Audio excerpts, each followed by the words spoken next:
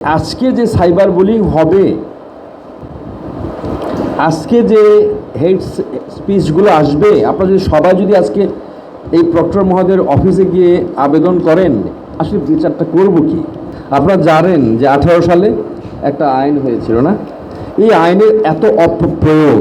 আর একটা আইন আছে আমাদের, নারী ও শিশু নির্যাতন। আমরা নিজের স্ত্রীকে, নিজের মেয়েকে, নিজের বোনকে, নিজের ভাগ্নিকে একজনকে ফাঁসাবার জন্য কত কি করি। এই অপপ্রয়োগ দেখে মনে হয়, সবার কাছে প্রশ্ন করতে ইচ্ছে করে, আসলে কি আমরা জাতি হিসাবে সভ্য হতে পেরেছি?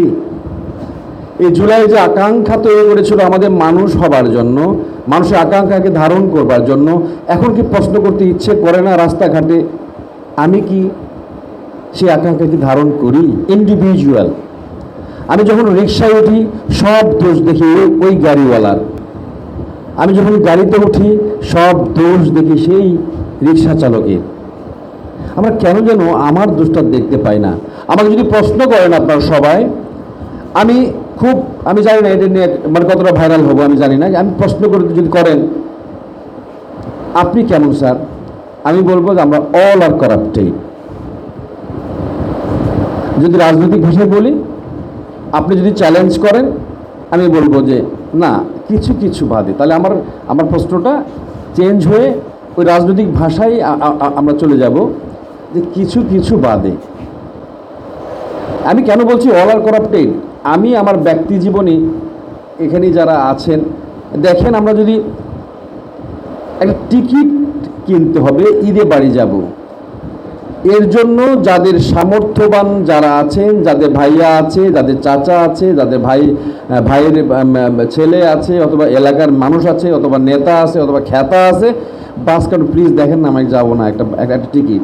আর যার কেউ নাই এমন কিছু মানুষ ভিড় জমাবে ঈদের 2 দিন আগে থেকে, ঠিক 10 মিনিট, 15 মিনিট, 20 মিনিট পর বলে আর টিকিট নাই। ওই লোকগুলোর যেন কি পাপ করে এসেছিল, ওইটুকু মানুষই একমাত্র সৎ, যা আসলে কেউ নাই। আবার ওই মানুষটুকু যে আবার কোথাও যদি কেউ আছে, সেও কিন্তু একই আচরণ করছি। এই ঠিক কয়েকদিন আগে মা মেয়ে, আমি জানি আমার বউ মেয়ে, আমার 2 বাচ্চা মেয়ে, আমি এখনো পর্যন্ত বাংলাদেশের এই রাস্তায় যখন হাঁটি, যখন 3 জন মেয়েকে নিয়ে, আমি নিজেকে মেয়েই ভাবি। কারণ কি জানেন? আপনার বুকে হাত দিয়ে বলতে পারবেন না আপনি স্ত্রী, 2 কন্যা নিয়ে এই ঢাকা শহরের বা বাংলাদেশের কোনো রাস্তায় আপনি রাত্রে মানে দুপুর রাতে, মানে কি বলবো, একদম মধ্যরাতে আপনি হাঁটবার সাহস রাখেন?